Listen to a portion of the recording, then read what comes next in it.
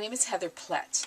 I'm very excited to be working together with ALIA, which stands for Authentic Leadership and Action, in launching what I'm referring to as our 3-word project. What we're doing is we're inviting people to imagine what it takes to impact change for good.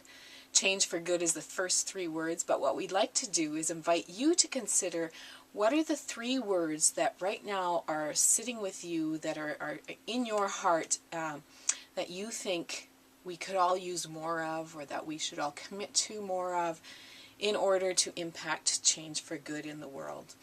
So in order to launch this program, I thought I would start by sharing my 3 words with you, some of the words that have been sitting on my heart. And my 3 words are these: beauty, wisdom, and courage.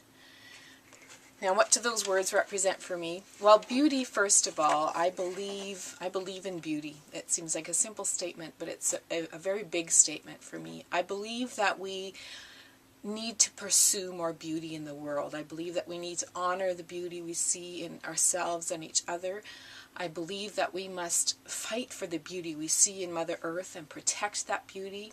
I believe that we must pursue beauty in our art, in our creativity, in the things that we bring to life in the world. I believe that beauty can change us. Beauty can change our hearts. My second word is wisdom. For me, that's a word that I've been wrestling with for quite a long time, but especially in the last year, what has emerged for me is a pursuit of greater feminine wisdom. When I say that, I don't say that as a gender issue. I say that more speaking about the feminine wisdom that is within all of us, female and male. We all have capacity for feminine wisdom. What I'm talking about is a wisdom that embraces the intuitive, a wisdom that is really connected to Mother Earth, connected to our hearts, connected to our relationships with each other, our compassion, our spirituality. And one of the times that I felt this really the deepest for me was when we saw what happened in the Gulf last year with the oil spill. It broke my heart, as many people did. Broke my heart to see what looked like a situation where we were all culpable in one way or another. We have all driven our vehicles, so we could all point fingers at ourselves. And yet, this was a situation when you watch the evening news, it was all about finding blame in some big business or big government. It was all about trying to fix a problem and really put a band-aid over it so we could go on with our lifestyles and keep using our oil.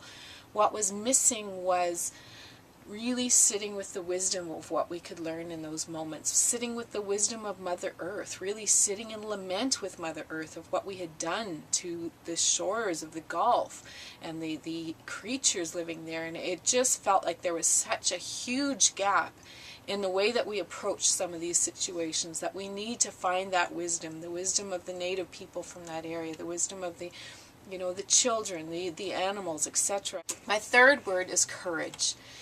And courage, again, seems like a fairly universal word, but I think really right now we're all in a place where we need more and more courage. When we see the amount of difficulty our world is in with climate change, with increasing poverty, with tension.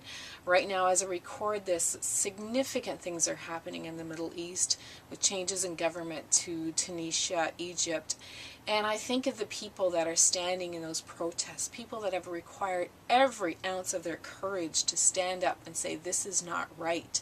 And I think that all of us need to find that courage in our hearts to stand up. And whatever it is, whether it's something in our neighborhood or whether it's somehow finding a way to stand with those people. And oh, my heart goes out to them. And some days I just want to catch a flight to somewhere where I can stand with those people and say, we have courage together.